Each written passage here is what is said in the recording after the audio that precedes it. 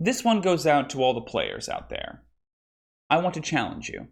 At the end of your next session, I want you to choose something that you liked about that session, something your dungeon master specifically did, and I want you to compliment them about it. Don't just say the session was fun, or I had a great time, or compliment another player. Those are all nice in their own way, but this time, I want you to say something, anything, nice to your dungeon master.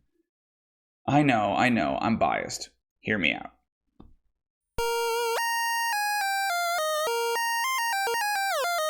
I am assuming that you have a good dungeon master. I am assuming that you like the games that they run for you.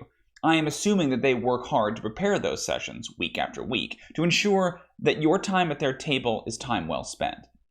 If these things are not true, well, then I don't know that this challenge really applies to you. If these things are true, then I think you owe it to your dungeon master to show them a little more appreciation on today of all days. I think we can all agree that dungeon mastering is a pretty thankless job. The number of hours a DM puts into their campaign, thanks to the prep, far outstrips the time that an average player does. In order for the entire table to have fun, the DM has got to be energetic, they've got to be flexible, and they've got to be prepared.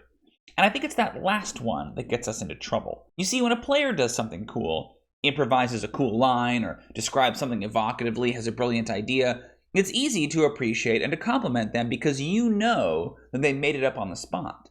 By the very nature of the game, they couldn't have anticipated being in this exact position. They're playing on their feet. Now, if the dungeon master does something cool, then I think there's this unspoken assumption that they must have planned for that. They had all week to think of it.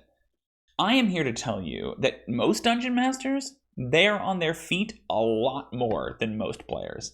Sometimes literally. What I'm saying is that as a dungeon master, you are required to improvise as much, if not more, than the average player character, and you're required to do 4 times as much prep. It's a bit like being a parent. You've got to educate and entertain, but you've also got to adapt to whatever your kids throw at you, and you've somehow got to have your own fun along the way. The dungeon master is what makes everyone else's fun possible. Without them, there is no fun. There is no adventure. There is no session. Well, let me put it to you this way. If a player can't make the session, you probably still play, right? If the dungeon master can't make it, session's canceled.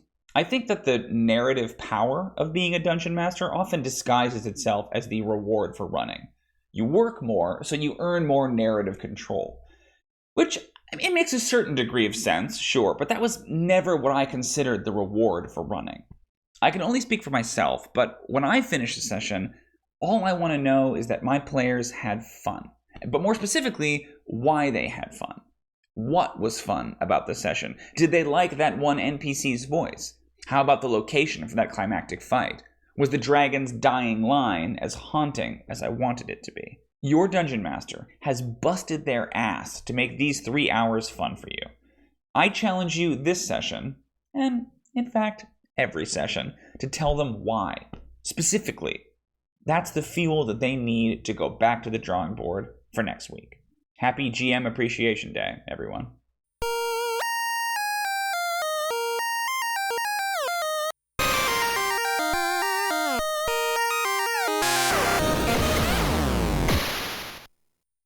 Hey, thank you so much for watching that video. Trust me, there's plenty more where that came from.